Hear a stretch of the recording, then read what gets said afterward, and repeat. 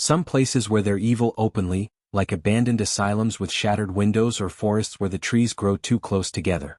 But the most dangerous places are the ones that look perfect. The ones with manicured lawns and fresh paint and neighbors who smile a little too wide. The ones where the horror hides behind white picket fences and homeowner association bylaws. This is the story of Marcus and Elena Reyes, a young couple who thought they had found their dream home.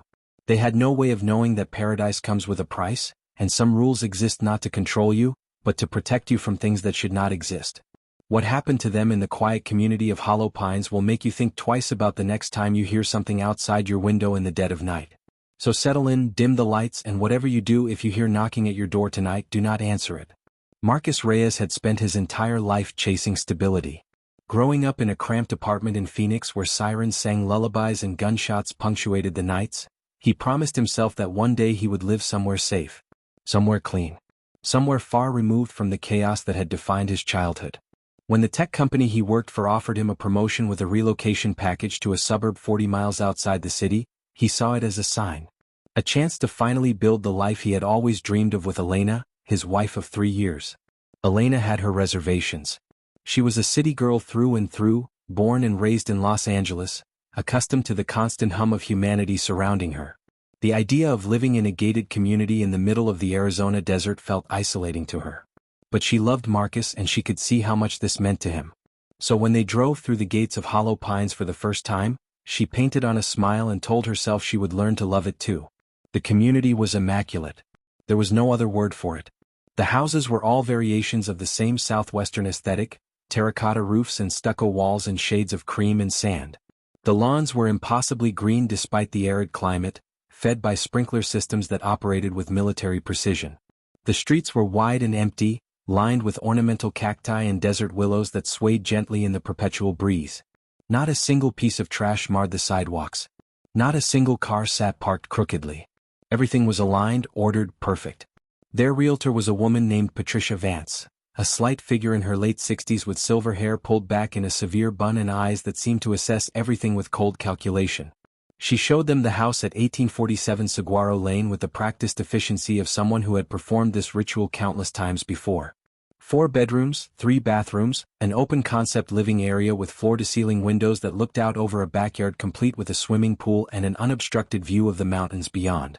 The price was suspiciously reasonable, almost 30% below market value for comparable properties in the area. When Marcus asked why, Patricia simply smiled and said that Hollow Pines valued community over profit. That the developer who built this place had a vision of a neighborhood where people looked out for one another. Where everyone followed the same rules and maintained the same standards. It was a small price to pay for paradise. The HOA agreement was extensive. 47 pages of regulations governing everything from the acceptable shade of exterior paint to the maximum height of decorative plants. Marcus skimmed through most of it, initialing where Patricia indicated, eager to complete the purchase and begin this new chapter of their lives. Elena paid slightly more attention, her brow furrowing occasionally at some of the more unusual stipulations. Trash bins could only be visible for a window of exactly 4 hours on collection day. All interior lights visible from the street had to be extinguished by 11 p.m.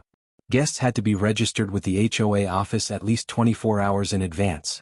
But it was page 7 that made her pause. The section was titled Quiet Hours Policy, and it was printed in a font slightly bolder than the rest of the document, as if demanding attention. The language was clinical and precise.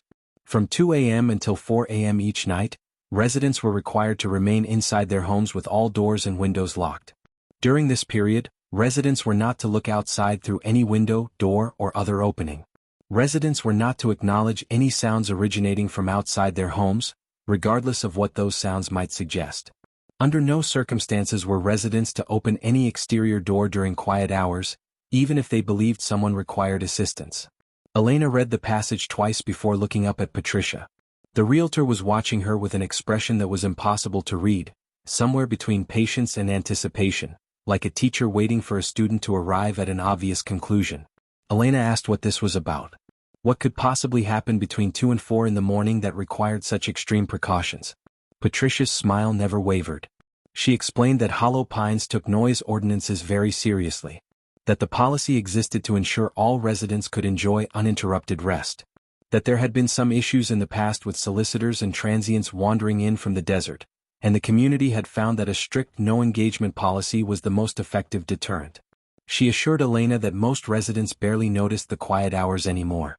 That it simply became part of the routine, like locking your doors at night or setting an alarm system.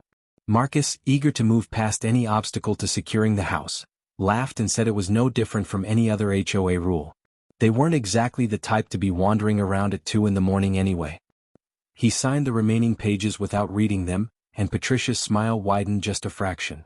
They moved in on a Saturday in late September when the summer heat had finally begun to relent, and the evenings carried a hint of the cooler months to come. The neighbors came by throughout the day, one by one, bearing gifts of wine and baked goods and offers to help with the unpacking. They were uniformly pleasant, well-dressed, and utterly forgettable. Their conversations followed identical patterns, complimenting the couple on their excellent choice of community, offering recommendations for the best local restaurants and shops, and always, inevitably, mentioning how much they loved the peace and quiet of Hollow Pines. Marcus found it charming. Elena found it unsettling in a way she could not articulate. There was something rehearsed about these interactions, something performative, as if the neighbors were all reading from the same script. But she kept these observations to herself, not wanting to dampen her husband's enthusiasm. The first night in their new home was uneventful. They were exhausted from the move and both fell asleep before 10, buried under blankets in their new master bedroom with boxes still stacked against the walls. If anything happened during the quiet hours, neither of them was awake to notice. The second night was different. Elena woke at 2:17 a.m. according to the glowing numbers on her nightstand clock. She was not sure what had pulled her from sleep, but she lay still in the darkness, listening. The house was silent. The soft whisper of the air conditioning and the distant ticking of a clock somewhere in the living room were the only sounds. Marcus snored gently beside her, undisturbed. She was about to close her eyes and surrender to sleep again when she heard it. A sound from outside. At first, she thought it was the wind, but as she listened, she realized it had a rhythm to it. A melody. Someone was humming. The tune was simple and childlike, the kind of nursery rhyme that parents sing to their children at bedtime. But there was something wrong with it. The notes were slightly off, the tempo too slow, as if whoever was humming had learned the song from a broken recording. And it was coming from directly beneath their bedroom window. Elena's heart began to race. She remembered the quiet hours policy, the warnings about not acknowledging sounds or looking outside. But she was a rational woman. There had to be a reasonable explanation. Perhaps a neighbor's child had wandered outside. Perhaps someone needed help. The idea of simply lying in bed while someone might be in distress was incomprehensible to her. She slipped out of bed, careful not to wake Marcus, and moved toward the window. The blinds were drawn, thin slats of pale wood that allowed strips of moonlight to fall across the carpet. All she had to do was part them slightly. Just enough to see what was out there. Her fingers touched the blinds. The humming stopped. The silence that followed was absolute. Elena stood frozen, her hands still raised, afraid to move. She had the sudden and overwhelming sense that something was watching her. That whatever had been humming outside knew exactly where she was standing and was waiting to see what she would do next. 3 soft knocks sounded against the glass, directly in front of her face. Elena stumbled backward, a scream rising in her throat that she barely managed to suppress. Her back hit the dresser behind her, sending a jewelry box clattering to the floor. Marcus jolted awake, his voice thick with confusion, asking what was wrong, what happened. Elena pointed at the window, struggling to form words. She told him there was someone outside. Someone had knocked on the window. Someone had been humming right outside their bedroom. Marcus approached the window and reached for the blinds. Elena grabbed his arm, her grip tight enough to leave marks, and told him not to open them. The rules said not to look outside during quiet hours. Marcus stared at her like she had lost her mind. He told her it was just a rule, probably some noise ordinance thing, probably nothing. But he saw the genuine terror in his wife's eyes, and something about her expression made him hesitate. They stood together in the darkness, listening. The humming began again, but this time it was not alone. Elena could hear footsteps now, soft and shuffling, circling the house. More than one set. More than 2. It sounded like a dozen people were slowly walking around their home, humming that same broken melody in discordant unison.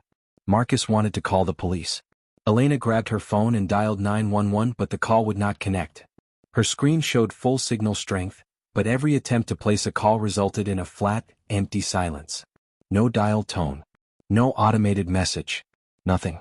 They tried the landline next, a phone that had come installed with the house and that neither of them had actually used. The moment Marcus lifted the receiver to his ear, his face went pale. He handed the phone to Elena without a word. Through the receiver came the sound of breathing. Slow, wet, labored breathing, punctuated by occasional clicking sounds that might have been a tongue against teeth or might have been something else entirely. And beneath the breathing, barely audible, was a voice whispering their names. Elena dropped the phone like it had burned her. They spent the rest of the night huddled together in their bedroom, lights off, as far from the windows as possible. The sounds outside continued until exactly 4 a.m., at which point they stopped as abruptly as if someone had thrown a switch. When sunlight finally began to filter through the blinds, Marcus gathered his courage and looked outside. The neighborhood was immaculate. Empty streets, perfect lawns, not a soul in sight. No footprints in the decorative gravel that bordered their house. No evidence that anything unusual had occurred. At 8 a.m. there was a knock at their front door. Elena nearly jumped out of her skin, but Marcus reminded her that it was well past quiet hours. Whatever rules governed this place, they surely did not apply in broad daylight. He opened the door to find a manila envelope on the welcome mat. No postage, no return address. Just their names printed in neat block letters across the front. Inside was a single sheet of paper bearing the Hollow Pines HOA letterhead. The message was brief. This is your first warning. A resident on Saguaro Lane was observed approaching a window during quiet hours on the night of September 27th. Please review Section 7 of your community agreement and ensure full compliance going forward. Second warnings carry a fine of $5,000. There is no third warning. Marcus wanted to leave. He wanted to pack their things into the car and drive away and never look back. But when he tried to start their SUV, the engine would not turn over. A quick inspection revealed that the battery cables had been disconnected. Not corroded or damaged. Cleanly disconnected as if by human hands. He walked to the community management office, a small building near the main gate, to demand an explanation. The woman behind the desk was not Patricia, but she had the same unsettling smile and the same way of answering questions without actually providing information. She told Marcus that automotive services were available through an approved HOA vendor, but that they only operated during business hours. Monday through Friday 9 to 5. It was Sunday. When Marcus asked about the warning notice, about the sounds in the night, about the disconnected battery, the woman simply blinked at him and repeated that Hollow Pines took its community standards very seriously. That most residents found the adjustment period challenging but came to appreciate the structure and safety that the rules provided. That he and his wife would be very happy here as long as they followed the rules. Marcus returned home feeling more trapped than he had ever felt in his life. That night, they barricaded themselves in their bedroom. They pushed the dresser against the window and stacked boxes against the door. They turned off every light and lay together in the darkness, waiting. At 2 a.m. exactly, the sounds began. This time it was not humming. It was crying. The desperate, gasping sobs of a woman in distress. And a voice calling out, pleading for help. But the voice was not generic. The voice knew their names. Please, the voice begged. Please, Elena, please help me. They are hurting me. Please, Marcus, I know you are in there. Please open the door. Please, I am your neighbor. I am Mrs. Chen from down the street. You met me when you moved in. Please, they are going to kill me if you do not help. Elena remembered Mrs. Chen. A small woman in her 70s who had brought them a casserole on moving day. The voice sounded exactly like her. The panic sounded genuine. The terror sounded real. Marcus moved toward the door. Elena grabbed him, begging him not to go, reminding him of the rules. But the crying continued, growing more desperate, more pitiful. Please, please, I do not want to die. Why will you not help me? Why is no one helping me? Marcus reached the bedroom door. His hand closed around the knob. Elena was crying now, begging him to stop, but he told her he could not just let an old woman die. Rules or no rules, he was not going to be the kind of person who let someone suffer when he could help. He opened the bedroom door. The hallway was dark, but moonlight streaming through a window at the far end provided just enough illumination to see. Marcus walked slowly toward the front door, the crying growing louder with each step. It was coming from just outside. From the porch. From inches away on the other side of the door. He reached for the deadbolt. Elena screamed his name from the bedroom. And in that moment, Marcus looked through the small decorative window set into the top portion of the front door. What he saw would haunt him for the rest of his life, however long or short that might be. Mrs. Chen was standing on the porch. But she was not alone. Behind her stood every neighbor Marcus had met on moving day. A dozen people at least, standing in perfect rows like soldiers at attention. Their eyes were open but vacant, reflecting the moonlight like mirrors. Their mouths were moving in unison, but only Mrs. Chen's voice emerged. And Mrs. Chen herself was not crying. Her face was slack, expressionless, even as her voice continued to sob and plead. Tears streamed from eyes that held no emotion whatsoever. Her mouth opened and closed mechanically, like a puppet being operated by unseen strings. But the worst part was what stood behind the crowd. In the shadows past the edge of the porch light's reach, Marcus could make out a shape. It was tall, impossibly tall, at least 8 or 9 feet, with proportions that were almost human but stretched and distorted like a reflection in a funhouse mirror. It had arms that hung past where its knees should have been. It had a head that was too large, tilted at an angle that should have been impossible for any spine to support. And even in the darkness, Marcus could see that it was smiling. The crying stopped. Mrs. Chen's head tilted to match the angle of the thing behind her. Her vacant eyes focused on the window where Marcus stood frozen. Her mouth stretched into a smile that showed too many teeth. "You looked," she said. Her voice was different now. Layered. As if a dozen people were speaking through her at once. "We see you looking." Marcus stumbled backward, slamming into the wall, knocking a picture frame to the floor with a crash. He ran back to the bedroom, grabbed Elena, and together they barricaded themselves in the master bathroom, as far from any window or exterior door as they could get. The sounds that night were different. Louder. Closer. They heard footsteps inside the house. They heard doors opening and closing. They heard something dragging across the floor of the living room, something heavy and wet. And throughout it all, voices called to them by name, promising that everything would be fine if they just came out. Promising that the community only wanted to welcome them. Promising that the adjustment period was almost over. At 4 a.m., silence fell. When morning came, they found their house exactly as they had left it. No doors were open. Nothing was out of place. But there were muddy footprints leading from the front door to the bathroom and back again.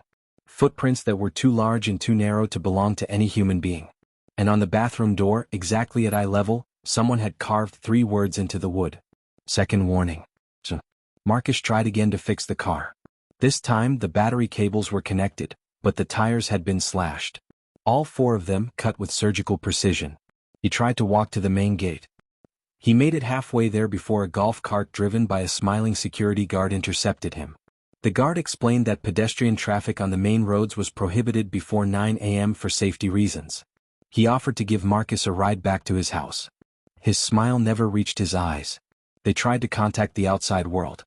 Every phone call failed. Every email bounced back. Every text message disappeared into the void.